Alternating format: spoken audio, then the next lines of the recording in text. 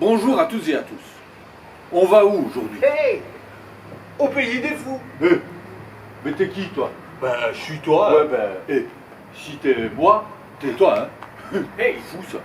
Nous allons aller à Rennes-les-Bains, dans le sud de la France. On va faire du VTT. On ira à la recherche de grottes et de mines perdues dans la forêt.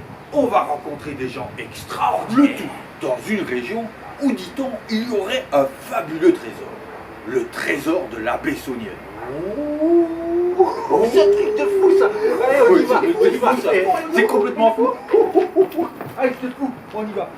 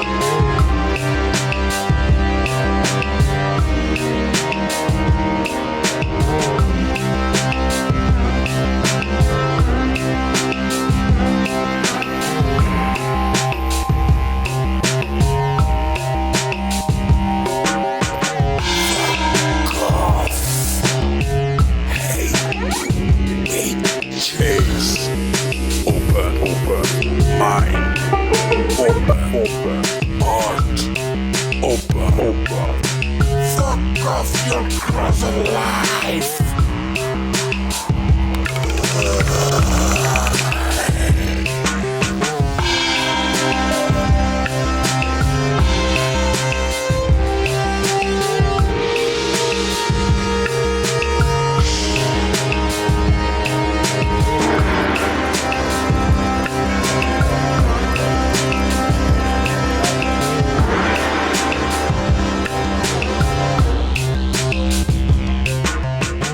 Ouais. 4 heures du mat. Je viens seulement d'arriver, je suis parti de 8 heures Forbach. On est à Haute-Rive les amis, alors on va dormir un petit peu, un peu crevé. Et puis je vais vous montrer un truc de fou, complètement dingue. Bonne nuit.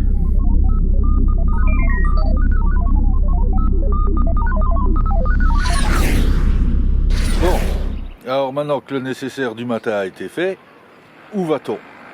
Qu'est-ce qu'on va aller voir? Début 19e, mi-19e, allez, on n'a pas. C'est la crise ici en France. Rien qui va, tout va mal. Et un monsieur, bien, il commence sa vie assez terriblement parce qu'en fait, il va perdre son papa et sa maman. Il a 11 ans, si je me souviens bien. Et puis il va contracter quelques boulots comme ça pour essayer de s'en sortir, parce qu'il va aller à l'école bien longtemps. Et ce qui va se passer, c'est qu'un jour, il va avoir un boulot de facteur. Il va commencer comme ça à faire son boulot de facteur. Et un jour, qu'est-ce qu'il voit à terre? Un caillou. Il va péter complètement un plomb, mec. Il va péter complètement un plomb. Il va se mettre en tête de faire une sorte de palais avec tous ces cailloux. Pendant 30 ans, tout seul, il va construire son palais, qu'il appelle son palais idéal, avec les cailloux qu'il va trouver. Et puis c'est ce qu'on va aller voir. Bon ben voilà, on voit bien que ça a l'air complètement délirant ce machin. C'est du pur délire. Alors, on appelle ça de l'art brut. Je vous expliquerai peut-être ce que c'est un peu l'art brut. Alors, vous voyez, toutes ces formes, ça fait référence à des tas de civilisations qui n'étaient pas la sienne, une culture, des cultures qui n'étaient pas la sienne. Et en fait, lui, par le biais, le fait d'être facteur, ce qu'il va faire, c'est qu'il va regarder les journaux qu'il distribue. Il va regarder les magazines qu'il distribue, les cartes postales qu'il reçoit et qu'il va donner de porte à porte comme ça. Et tout ça, ça lui donne des idées et ça alimente la construction d'un palais idéal.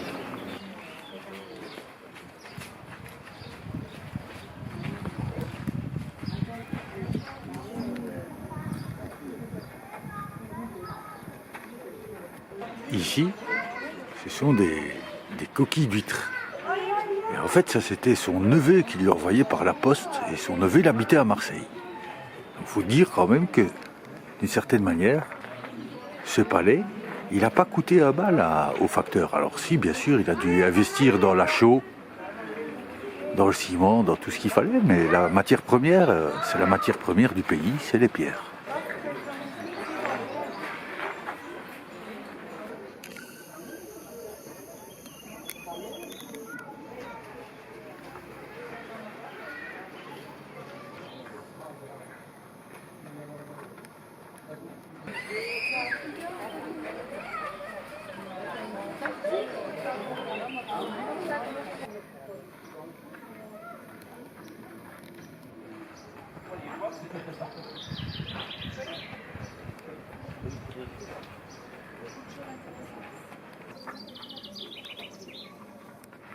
Alors c'est assez dingue hein, parce qu'en fait, on ne peut pas s'empêcher de passer au Burning Man Festival hein, et toutes les pierres là, qui étaient mises.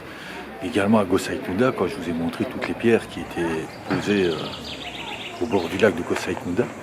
Et je pense notamment au Burning Man parce qu'ici vous avez une horloge. Et si vous vous souvenez, le village de Burning Man était en forme d'horloge du cadran solaire. Sauf que lui, eh bien c'est le cadran de la vie.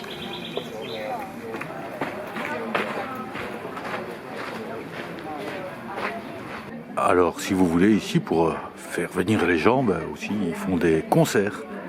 Rappelez à qui sont venus jouer. Je voyais Bernard Lavilliers, Manu Dibango, et ici, qui je vois Zakir Hussein. Zakir Hussein, il est venu jouer ici, au palais du facteur Cheval. Je vais raconter un tout petit peu Zakir Hussein, comment il a commencé à faire son premier concert, parce que ça vaut des points. Hein. L'instrument, vous le connaissez, là. Et si vous ne le connaissez pas, vous le connaîtrez bientôt.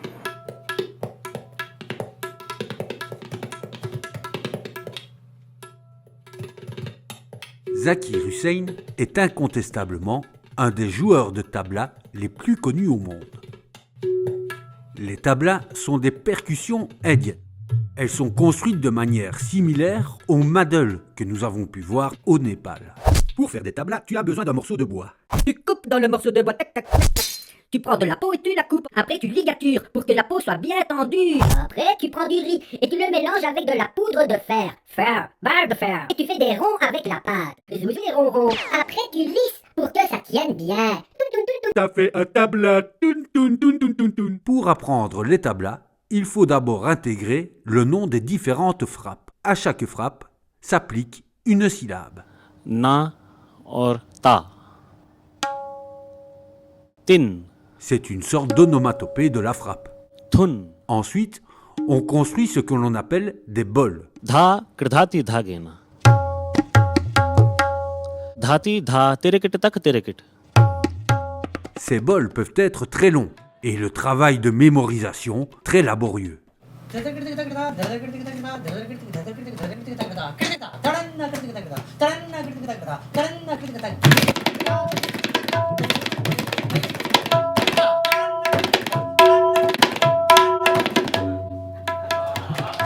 Mémorisation et articulation sont de rigueur.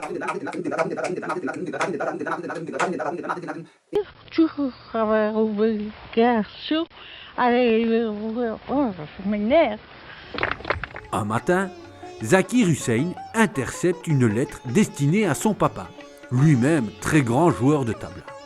Dans cette lettre, on demandait à son papa s'il était d'accord de se déplacer très loin de chez lui pour jouer à un concert.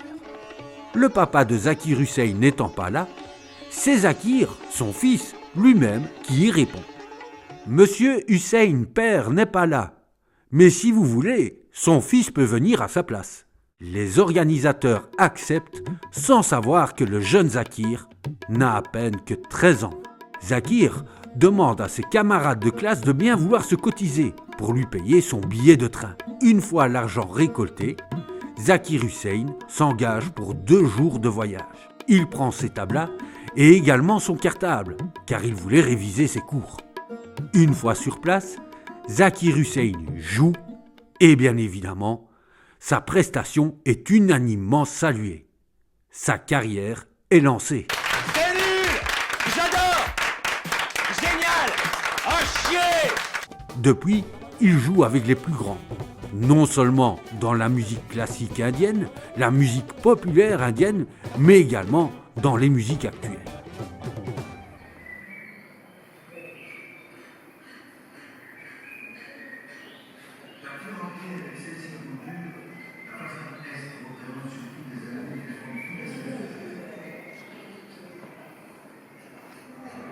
Idéal beauté, idéal coiffure, idéal resto, au palais de la conduite.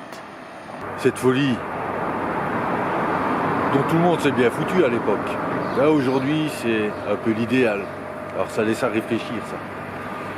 Je trouve ça quand même énorme. Non, sincèrement.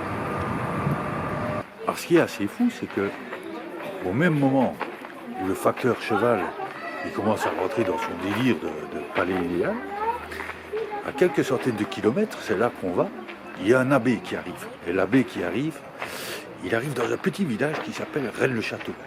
C'est vers là qu'on va reprendre la voiture. Et là, il y a une nouvelle histoire qui va commencer pour nous, celle du mystérieux trésor de l'abbé Soulière.